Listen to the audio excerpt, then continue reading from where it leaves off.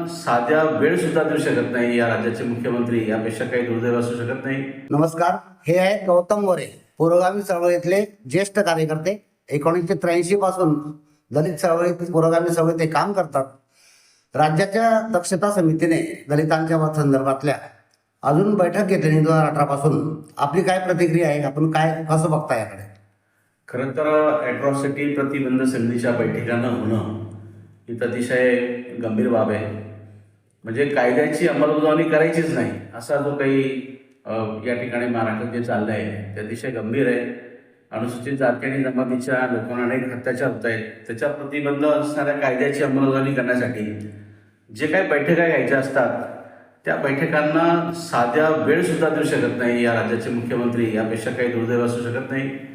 खरं तर हे अतिशय गंभीर आहे. भविष्यामध्ये आम्ही असा विचार करतोय की या संदर्भात शासनाला निवेदन द्यावं, प्रसंगी काही कृती कार्यक्रम पण करावेत संविधानाच्या चौकटीत राहून.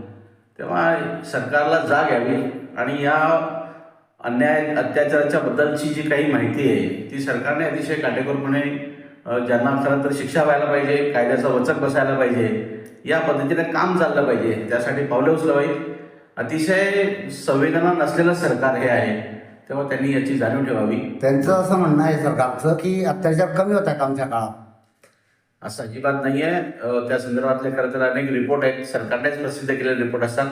त्यात ते दरवर्षी जे काही अन्याय अत्याचार होतात त्या संदर्भातली शेड्यूल कास्ट आणि शेड्यूल ट्राईबमध्ये जे काही प्रिव्हेन्शन ॲक्ट आहे त्याच्या नॅशनल क्राईम रेकॉर्ड ब्युरोने मागच्या वर्षी पण जे काही जाहीर केले त्या पण ते जर आपण वाचलं तर असं लक्षात येईल की दिवसेंदिवस अत्याचार वाढत आहेत.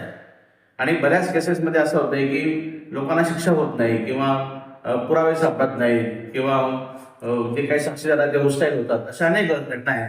तेव्हा हे पोलिसांचं पण काम आहे, सरकारचं पण काम आहे. अतिशय काटेकोरपणे या पद्धतीची अंमलबजावणी झाली पाहिजे. थँक्यू, धन्यवाद.